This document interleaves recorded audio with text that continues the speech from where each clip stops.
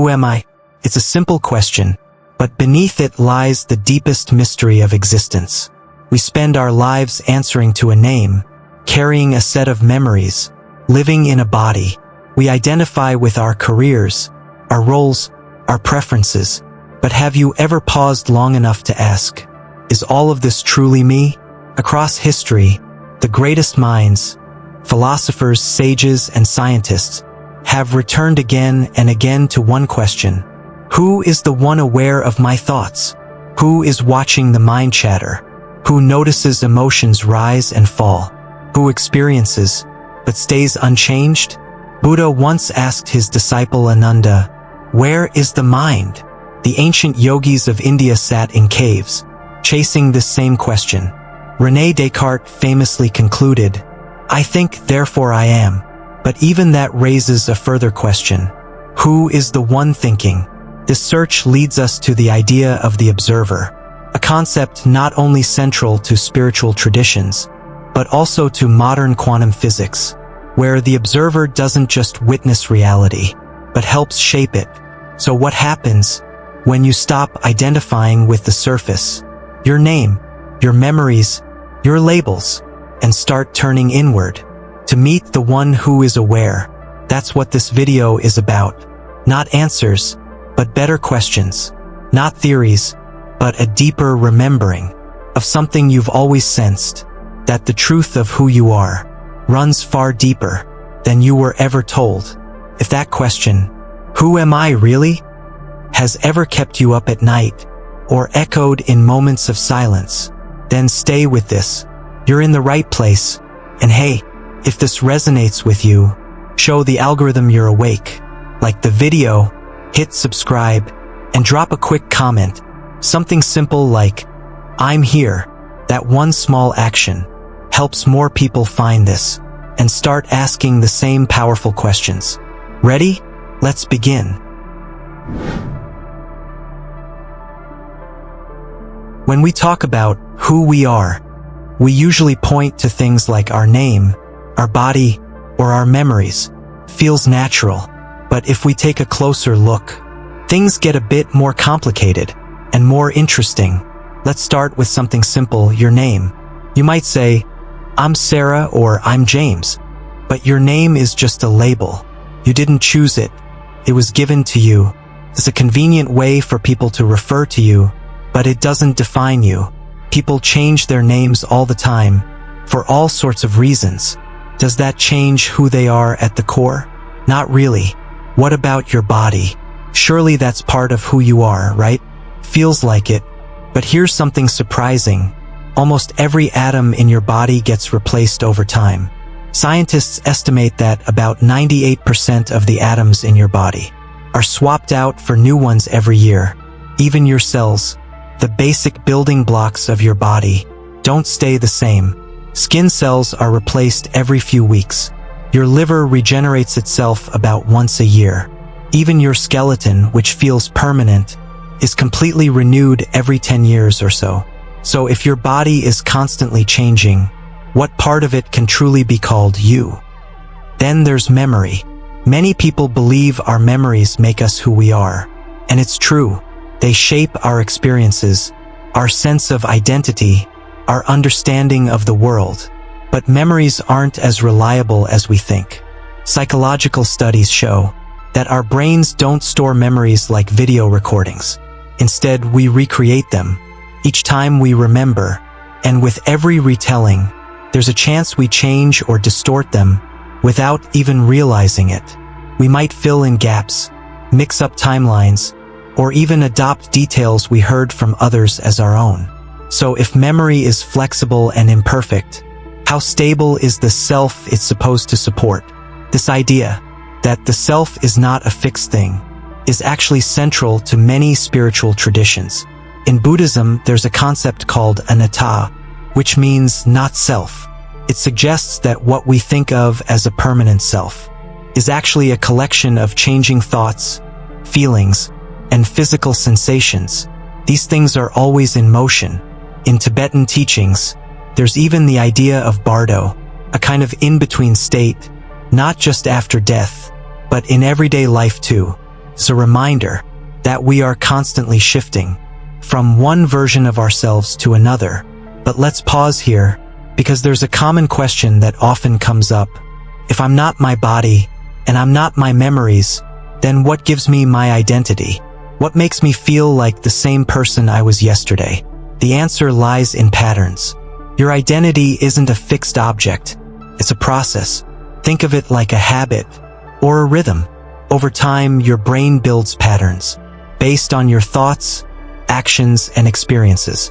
These patterns form your personality, your preferences, your behaviors. Neuroscience calls this neuroplasticity, the brain's ability to change and adapt. So in a way, your identity is like a song your brain keeps playing, can evolve, can shift, can be remixed. Think of a river. When you look at a river, you recognize it as one thing, but the water is always moving. The water you see now isn't the same water that was there a moment ago. The river stays the same, only because it's constantly flowing. That's what makes it a river. And that's kind of how your sense of self works too. So why does any of this matter? Because realizing that this self isn't fixed gives you flexibility. You're not locked into being a certain way forever. You're not trapped by your past or by other people's expectations. You're a work in progress like everyone else. That means you can change. You can grow. You can let go of ideas that no longer serve you. And maybe next time you're feeling stuck, or ashamed of something you did in the past, or unsure of who you are, you can remind yourself, you're not a finished product. You're not your name. You're not your body. You're not even your memories. You're the movement, the change, the ongoing story. And that story, you get to shape it. John Wheeler wasn't just any physicist. He worked alongside Albert Einstein, coined the term black hole, and made major contributions to quantum theory and general relativity. But later in his career, he proposed something that sounded less like physics and more like philosophy or even mysticism. He called it the participatory anthropic principle. In simple terms, the universe doesn't just exist independently out there. It exists because we observe it. Without observers, Wheeler suggested, there might be no meaningful universe at all. Sounds wild, right? But it's not just a poetic idea. It's rooted in real quantum physics. To get a grip on it, let's look at a famous experiment, the double-slit experiment. If you've heard of it, you probably know it's one of the most mind-bending experiments in science. In the setup, particles like electrons are fired at a screen with two slits. When no one's watching, the particles act like waves. They interfere with themselves and create a ripple-like pattern on the screen. But the moment you try to observe which slit the particle goes through, everything changes. The wave behavior collapses. The particle picks a path. The interference pattern disappears. So just watching it changes what happens. Literally, Wheeler took that idea and ran with it. He asked, if observing a tiny particle can change its behavior, what does that mean on a larger scale? Could it be that the universe itself requires observation to collapse into a definite form? In other words, no observer, no reality. Now, this doesn't mean the universe didn't exist before humans came along.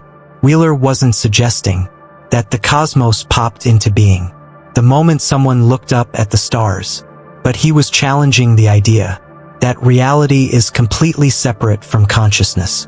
In his view, the act of observation, of awareness, plays a fundamental role in shaping the universe we experience. This brings us to a strange and fascinating question. If there were no observers anywhere, no life, no minds, no one to notice or ask questions, would there still be a universe at all? Or would it be something like a possibility that never quite collapses into reality? That line of thinking doesn't just blur the boundary between physics and philosophy. It opens the door to ideas that sound very familiar to ancient spiritual traditions. Take Vedanta, one of the schools of Indian philosophy. At the heart of Vedanta is the idea of Brahman, not a god in the usual sense, but a kind of ultimate, infinite consciousness. Everything in the universe is seen as an expression of this consciousness. The physical world, according to this view, is Maya, an illusion or appearance, something that seems solid and real, but is ultimately not separate from the deeper field of awareness behind it. Sound familiar? Wheeler wasn't referencing Vedanta, but his ideas echo that framework. The participatory universe and the concept of Brahman both suggest that consciousness isn't something that just lives in the universe. It's something that shapes it, that reality and awareness are deeply, maybe inseparably, intertwined. Of course, not everyone in the physics world agrees with Wheeler's take. Many scientists still argue for a purely objective universe, one that exists whether we're here or not. But even among skeptics, there's no denying the weirdness. At the heart of quantum mechanics, the act of observation really does change things, and that mystery hasn't gone away. Wheeler once described the universe as a self-excited circuit. That is, it loops. Observers come out of the universe, but the universe needs observers to fully come into being. It's a kind of cosmic feedback loop. We're not just in the universe, we're part of how it unfolds. That might sound like a stretch, but pause for a second. Think about how much of your experience depends on perception, color, sound, taste. None of these are out there in some absolute sense. They exist because you have a mind to interpret light, vibrations, and chemical signals. So if perception plays that big a role on a personal level, could it also shape the big picture? Wheeler thought so, and whether or not his theory holds the final truth, it gets us to ask better questions. It invites us to see ourselves, not just as tiny, passive dots floating in space, but as conscious participants in something much bigger, not separate from the universe, but entangled with it. Maybe the universe isn't a cold, lifeless machine after all. Maybe it needs us, just as much as we need it.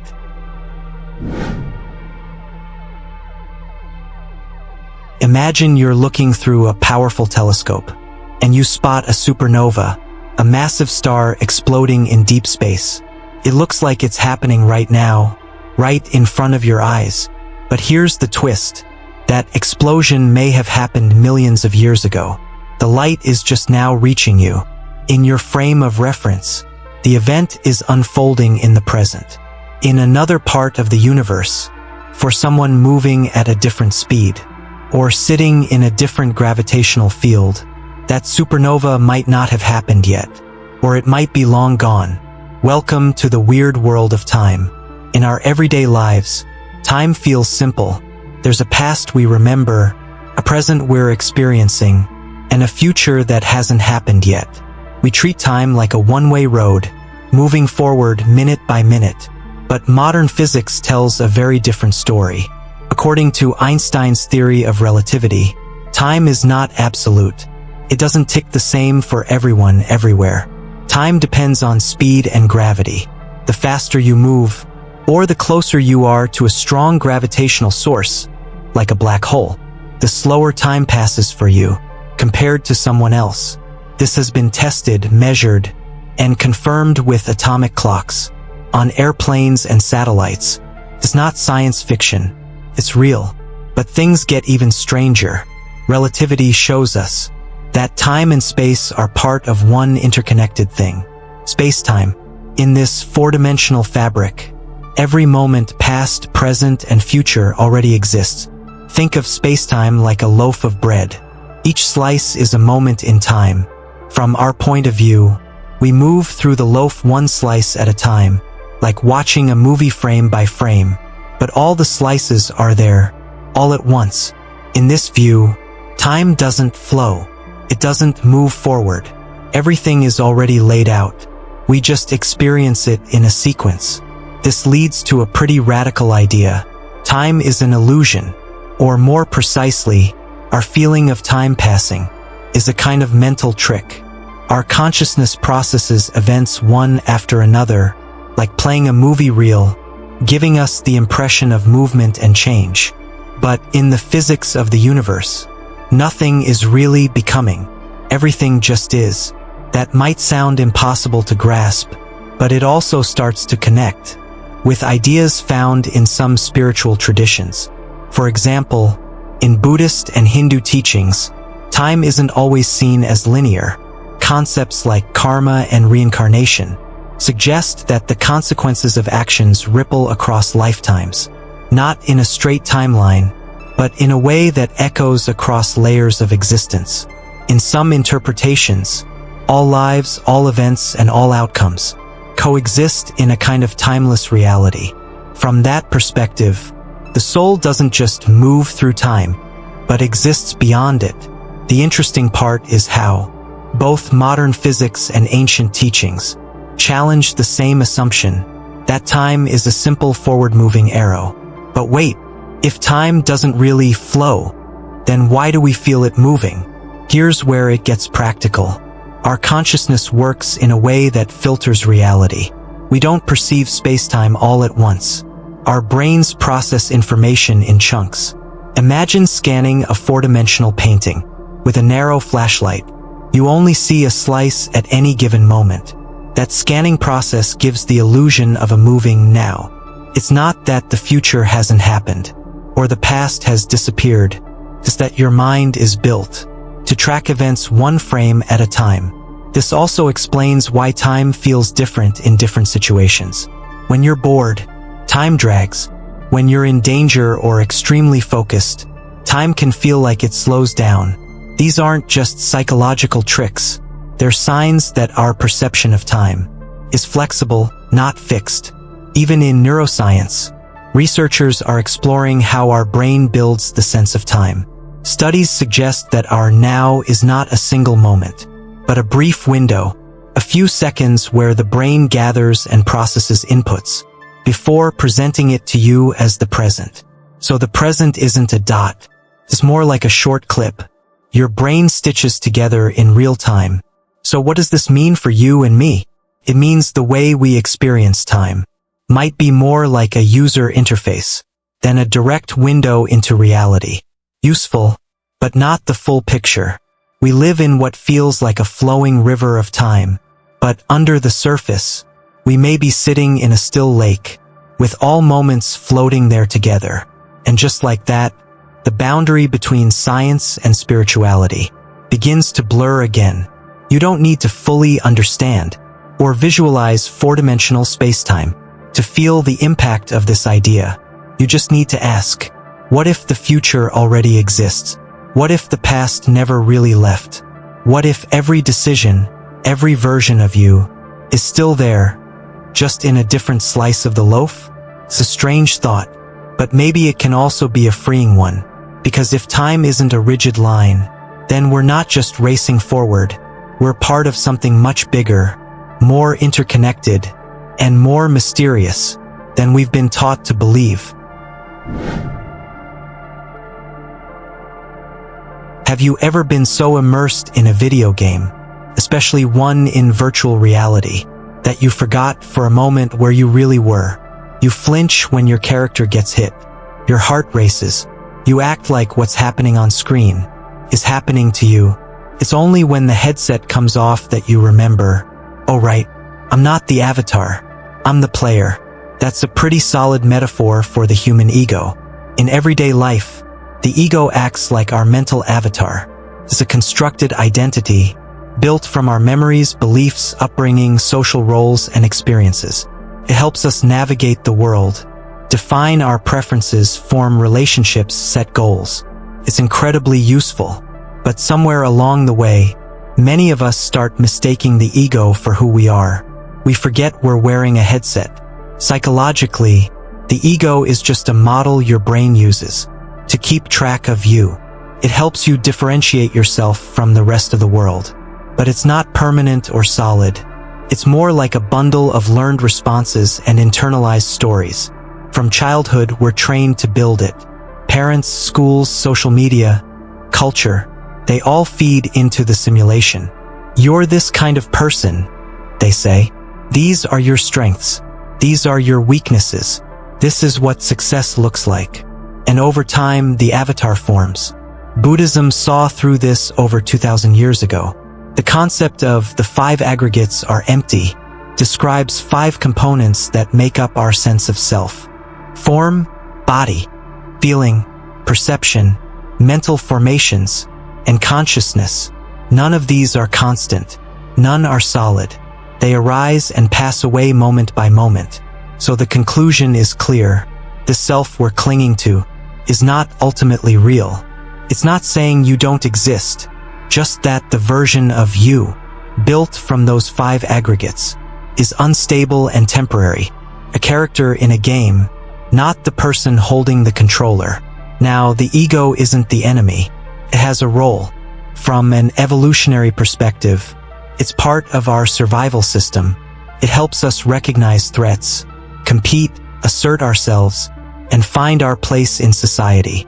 But when the ego dominates, when it's the only voice we listen to, can trap us, we become overly reactive, constantly comparing ourselves, craving validation, fearing failure.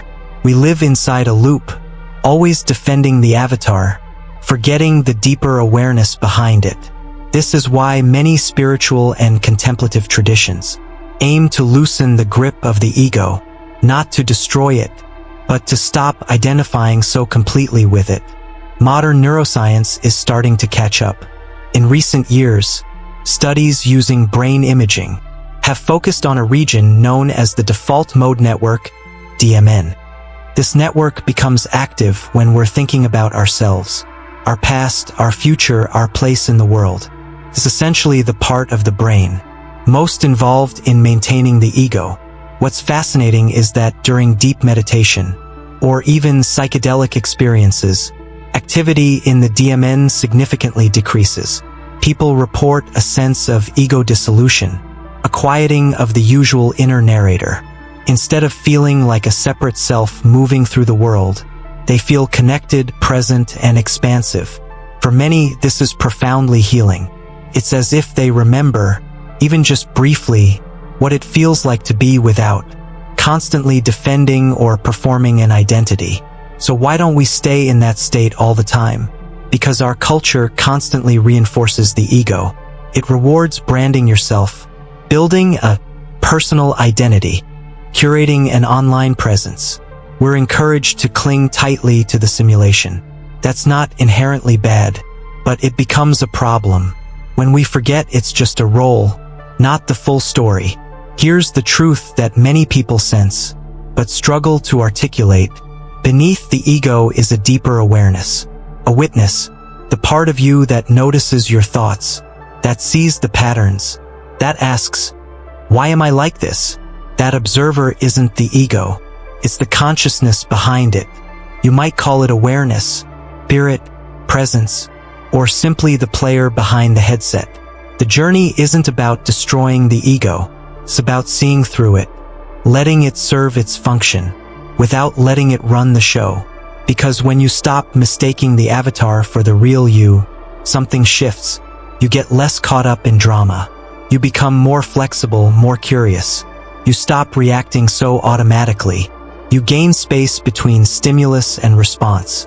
And in that space, you start to remember you were never just the avatar. You've been the player all along. Where does consciousness come from?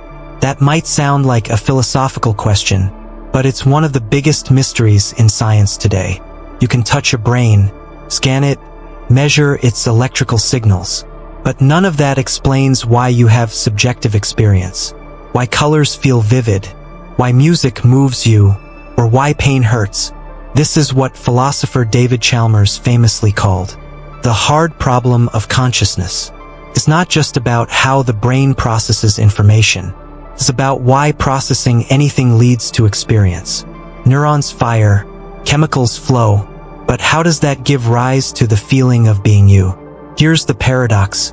Physical matter is, as far as we know, inert. It doesn't have thoughts. It doesn't feel. So how did it ever produce awareness? How does a lump of gray brain tissue give rise to a sense of self? Some scientists propose that maybe it doesn't. Instead of assuming consciousness comes from matter, Maybe it's the other way around. Consciousness is the foundation, and matter arises within it. That's the basis of a growing idea. In philosophy and physics, called panpsychism, it suggests that consciousness is not something that only appears in complex brains. It exists in some form throughout the universe. Even particles might contain the tiniest seeds of experience. Not thoughts or feelings like ours, but a kind of raw awareness. This sounds radical, but it has deep roots in ancient wisdom. In Advaita Vedanta, a branch of Hindu philosophy, consciousness is seen as the ultimate reality, not the byproduct of the brain, but the fabric of existence itself. The phrase Tattvam Asi, thou art that, captures the idea that you are not separate from the universe. You are the universe becoming aware of itself. Still, many neuroscientists hold the traditional view that consciousness is a product of the brain. And it's true. Brain damage can dramatically change personality and awareness. But this view raises its own questions. If consciousness is just a side effect of biology, how do we explain things like intuition, deep synchronicities, or out-of-body experiences that occur when the brain is not fully active, such as during near-death states? Take near-death experiences, NDEs, for instance. Many people report vivid awareness, even expanded consciousness, while their brain activity is flat or nearly absent. These experiences are often dismissed as hallucinations, but that's not a full explanation. If consciousness relies entirely on brain activity, how can people have detailed perceptions, memories, and transformations when the brain is barely functioning? Or consider synchronicity, the experience of meaningful coincidences that feel too precise to be random.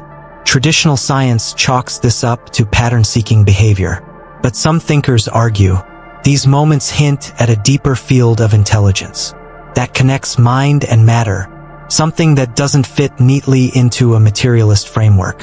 The counter-argument is that the brain is just running a very advanced simulation. Consciousness, in this view, is like steam from a boiling kettle, an emergent property, not something fundamental. But that still doesn't explain the quality of subjective experience. It doesn't explain why the steam feels like something from the inside. So why does this matter? Because how we answer the question of consciousness changes how we see ourselves and the world. If consciousness is just a side effect of biology, then we're accidental machines, briefly aware before we disappear. But if consciousness is primary, if it's the ground of reality, then everything is connected by awareness. That means your mind is not just in your head. It's part of a larger field of experience, woven into the structure of the universe itself. That shift changes how we relate to others, how we treat the planet, and how we approach life's deeper questions. It suggests that consciousness isn't something rare, it's something universal. And maybe, just maybe, your awareness isn't trapped in a body at all. It's just one wave on the surface of something infinite. Understanding that, truly seeing that, doesn't just solve a scientific puzzle. It reorients our entire way of being. Have you ever been thinking about someone you haven't talked to in weeks, and suddenly they text you? Or you're feeling lost, and a song comes on the radio with lyrics that speak exactly to your situation? Most people brush these off as coincidences, but psychologist Carl Jung had another name for them: synchronicity. Jung described synchronicity as meaningful coincidences, events that aren't causally related, but feel deeply connected. They come with a sense of timing, alignment, or even guidance, as if the universe is responding to your inner world. He believed these moments were glimpses into a deeper order, where psyche and matter are not separate, but intertwined. You've likely had experiences like this. Maybe you were wrestling with a decision, and a stranger says something that feels like an answer, or you open a book at random and read a line that hits home with uncanny precision. These aren't just poetic moments. They feel personal, charged, as if something more is happening behind the scenes. One way to look at synchronicity is through the lens of resonance. Think of the universe not as a machine, but as a vast interconnected field, like an ecosystem. In this system, your thoughts, emotions, and intentions aren't isolated. They carry a frequency, and that frequency interacts with your surroundings. This idea shows up in many traditions as the law of resonance. What you are inside is what you attract or notice outside. From a scientific angle, synchronicity is harder to pin down, but there are parallels worth exploring. One is the phenomenon of quantum entanglement. In quantum physics, entangled particles become mysteriously linked. When something happens to one, the other responds instantly, even if they're separated by vast distances. This interaction seems to defy space and time, and while it doesn't explain synchronicity directly, it suggests that connection can exist beyond visible cause and effect. Jung himself was fascinated by this. He collaborated with physicist Wolfgang Pauli, one of the pioneers of quantum theory, to explore whether the patterns of the mind and patterns of matter might share a deeper structure. They wondered, could consciousness and the physical world be entangled in ways we don't yet understand? Spiritual traditions echo this idea in their own language. In Sufi mysticism, there's a line that captures the heart of synchronicity beautifully. When you call out, God hears the echo of his own voice. In other words, the universe doesn't just hear you, it is you in a different form. What comes back to you is not random, it's a reflection. So, what's the value in seeing synchronicity this way? It reminds us that life isn't entirely random. It encourages us to pay attention, to slow down and notice the subtle ways our inner and outer worlds might be in dialogue. Synchronicity can be a wake-up call, a nudge to trust your intuition, to act, or to reflect. Importantly, it doesn't mean every coincidence is a message. The key is meaning. It's not about proving anything objectively. It's about how these moments make you feel, what they reveal, what they move you to do. In that sense, synchronicity becomes a way of listening, an invitation to relate to the universe, not as a cold machine, but as a responsive, intelligent whole. So next time something too perfect happens, pause. Don't just explain it away. Ask yourself, what is life trying to tell me right now? You might be surprised by what you hear. What if the universe isn't punishing or rewarding you, but simply showing you yourself? John Wheeler, one of the great minds of modern physics, proposed a bold idea. The universe is a self-excited circuit. In other words, it's not a cold, mechanical system, moving independently of us. It's something that observes itself through us. Consciousness and reality are deeply entangled. We're not separate from the cosmos. We're part of the way it becomes aware of itself. From that perspective, life isn't happening to you, it's happening through you. This lines up with a powerful idea, found in many spiritual traditions. Reality is a mirror. What you experience in the world around you is, in some way, a reflection of what's happening within you. Your beliefs, assumptions, emotional states, and unconscious patterns. In Zen Buddhism, there's a famous line, "When the mind is pure, the world is pure." It doesn't mean the outside world literally changes overnight. It means your perception, your experience, and your relationship with reality shift. When your internal state shifts, you begin to see things differently, respond differently, and in doing so, change what unfolds around you. But this brings up a common question, especially from a Western philosophical angle. If everything is just a reflection of the mind, then what about objective reality? Doesn't anything exist independently of us? The answer lies in perspective. Objective events do exist, but they're shaped by the shared field of observation. Reality as we experience it is a co-creation. It's not just your mind that creates the world. It's the interaction of all minds, all observers, all interpretations. That's why there's consistency and structure in the world, but also room for personal variation. You and I might walk through the same street, but what we notice, feel, and remember will be different. So if reality is at least partly a reflection, the next question becomes, how do I use that mirror? The mirror practice. The key is to turn life into feedback. Instead of reacting automatically to your experiences, start asking deeper questions. When something upsets you, triggers you, or keeps repeating, pause. Don't just look out there for the cause. Ask, what inside me is being reflected here? Maybe it's an old belief, a fear, pattern. Often we carry unconscious scripts like, I'm not good enough, people always leave, or the world is against me. We don't think them directly, but they shape what we notice, how we act, and what we expect. And those expectations subtly influence the reality we live in. Here's a simple practice to begin shifting that. 1. Observation without judgment. Pick an area of life where you feel stuck. Finances, relationships, self-worth. Instead of blaming circumstances, treat it like data. What's happening? What keeps repeating? What triggers you? Write it down neutrally. 2. Ask the mirror question, what might this be reflecting about my inner world? For example, if people often ignore your boundaries, do you secretly believe you don't deserve to have them? If you never have enough money, is there a deep belief that abundance is unsafe or unavailable to you? 3. Track the belief. Go inward. Where did that belief come from? Was it modeled by family, culture, past trauma? Don't try to force an answer. Just let insights arise. Sometimes journaling or meditation helps. Bring these patterns to the surface. 4. Choose a new signal. Once you've spotted a belief, gently begin to shift it. You don't have to force yourself to believe the opposite. Just start sending a new signal.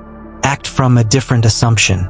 If the old belief was, I'm invisible, try embodying, I deserve to be seen, not just in thought, but in how you show up.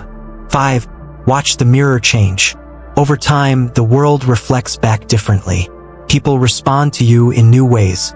New opportunities show up. Patterns break. The mirror adjusts to your signal.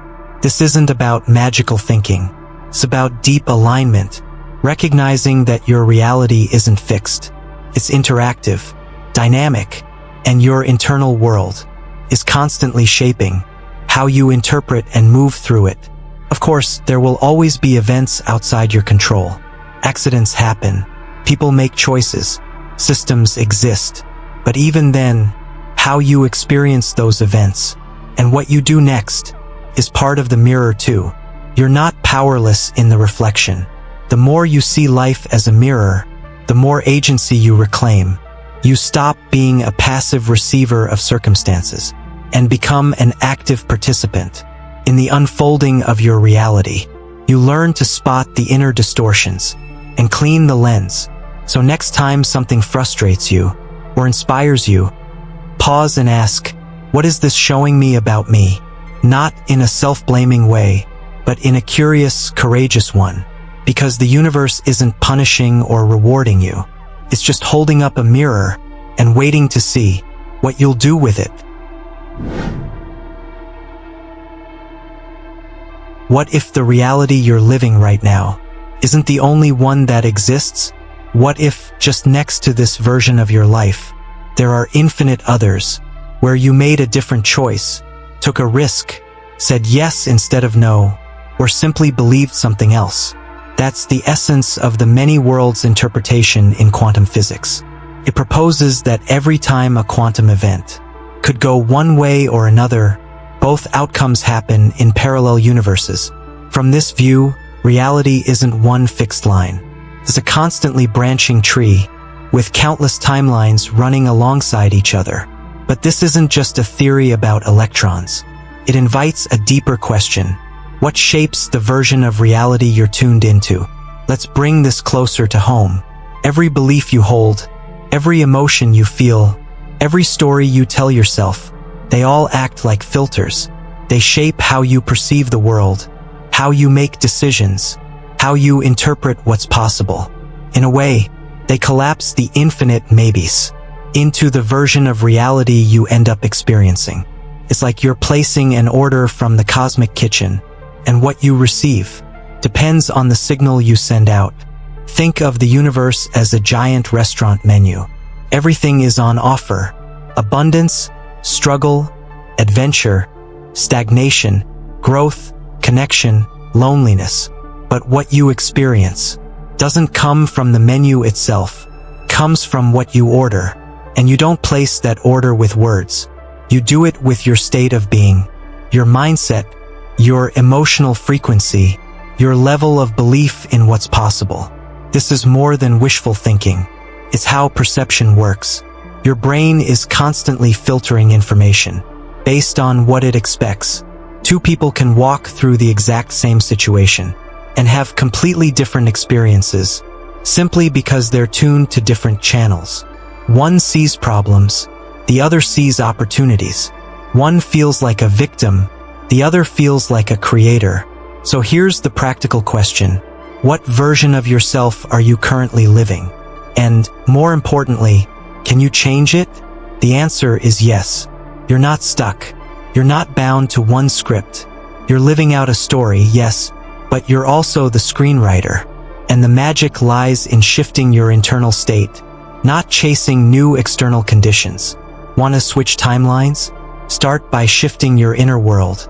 When you change your beliefs, your energy, your self-talk, you begin to sync up with a different version of reality.